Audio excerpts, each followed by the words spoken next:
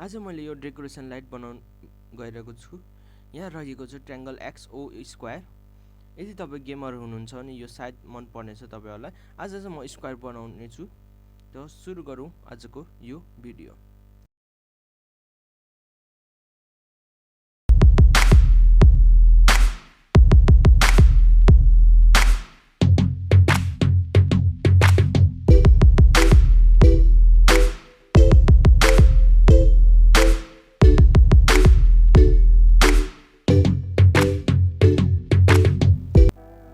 Hello everyone, सबैजनालाई स्वागत छ आजको मेरो यो भिडियोमा। त तपाईहरुले अगाडि देख्नुभयो, आज म डेकोरेसन लाइट बनाउने छु गेमिङ टाइपको XO ट्रायंगल स्क्वायर। त आज म एक्स हैन स्क्वायर बनाउन गइरहेको छु। त्यसको लागि म यो ब्ल्याक कलरको पेपर लिने छु। यसलाई स्क्वायर शेपमा काट्नु पर्ने हुनेछ।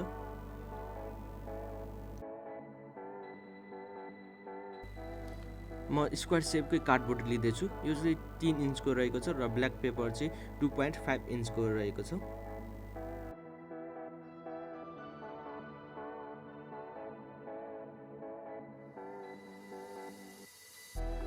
त्यसपछि यो व्हाइट पेपर लिनेछु। यो चाहिँ 3 इन्च कार्डबोर्ड भन्दा अलिकति ठुलो हुनुपर्ने छ। यसमा मास्किङ गर्दैछु किनकि यो ब्ल्याक पेपर बीचमा आउनेछ।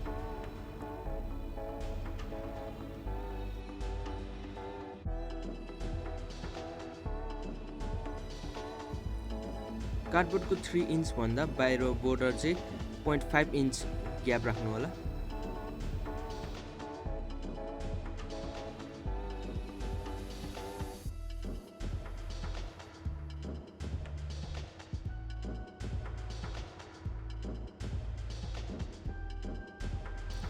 यदि तपाईलाई बुझ्न गाह्रो भइरहेछ भने यो डिजाइनको लेआउट हेर्नुस्। यसरी नै बनाउनु होला यदि बनाइरहनु भएको छ भने। यो चाहिँ स्क्वायर शेप बनाउनु पर्ने हुन्छ, एक स्क्वायर शेपको बक्स। त्यसैले यो छेउछेउको हाइट यो चाहिँ 0.8 इन्चको रहेको छ। यसलाई म यसरी राख्ने छु। यो कटरले कट गरेर दोबार्यो भने सजिलो हुनेछ। मेरो भिडियोमा चाहिँ यो भोइस रेकर्ड गर्दाखेरि भुङ टाइपको आवाज आउँछ, त्यसैले थोरै माइन्ड नगरिदिनु होला। यसको सल्युसन पाइरहेको छैन मैले। यदि तपाईहरुलाई थाहा छ भने भनिदिनु होला। यदि हेरिरहनु भएको छ, भ्युज कम आइरहेछ मेरो भिडियोमा, कसैले हेरिरहेछ कि छैन थाहा छैन।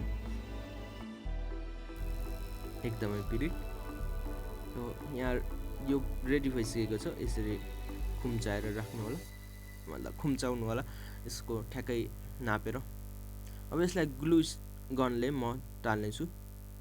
तपाईहरु फेभिकल पनि युज गर्न सक्नुहुन्छ। सुपर ग्लुले त्यति राम्रो हुँदैन यो, किनकि राखिरहनु पर्छ लामो बेरसम्म। ग्लु गन छ भने एकदम राम्रो हुनेछ। फेभिकल पनि टाइम लाग्छ। त्यो यस्तो खालको बक्स बनेको छ। अलिकति प्रब्लम भएको छ, यो ग्लु गनको ग्लु सबै तल मेरो क्लिपबोर्डमा लागिरहेको छ। त्यसपछि यो एल्युमिनियम सिट लिनु होला। एल्युमिनियमले तल ढाक्दिनु होला। यसले लाइट रिफ्लेक्ट गर्ने काम गर्नेछ। हामी यसमा एउटा लाइट राख्ने छौं, त्यो लाइट रिफ्लेक्ट गर्ने छ यसले। यसमा नि ग्लु गन लगाएर टाल्ने छु। अब पाली आयो इलेक्ट्रोनिकको।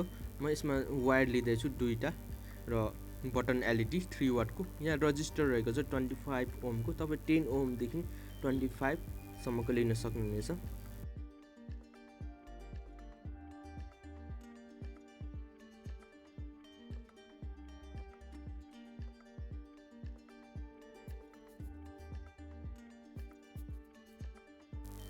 यो एलईडी लाइट त्यो बक्स भित्र फिट गर्न अगाडि चेक गरौँ यो बल्छ कि बल्दैन।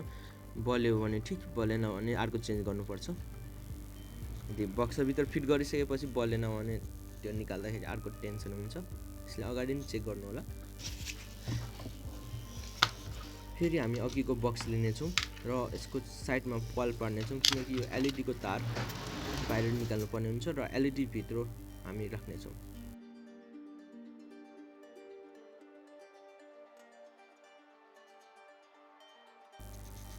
त्यो यो तार यताबाट निस्किसकेको छ। तपाईहरुले एलईडी लाई डबल साइड टेपले पनि राम्रोसँग फिक्स गर्न सक्नुहुनेछ, ताकि यता उता नहल्लोस्।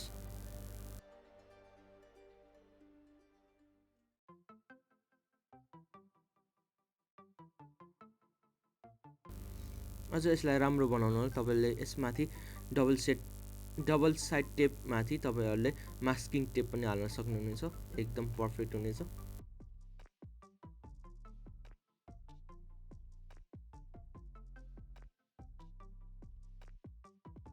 अब हामीले अघि बनाएको त्यो स्क्वायर शेपको त्यो व्हाइट पेपरमा टालेको त्यो यसमा राख्ने छौं र ग्लु गनले टाल्ने छौं।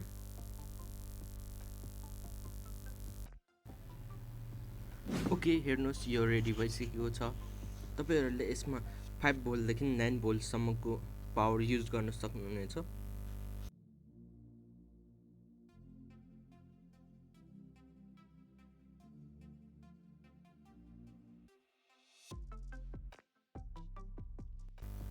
आजको यो भिडियो कसरी लाग्यो तपाईहरुलाई लाइक शेयर कमेन्ट गरिदिनु होला र मेरो च्यानललाई सब्स्क्राइब।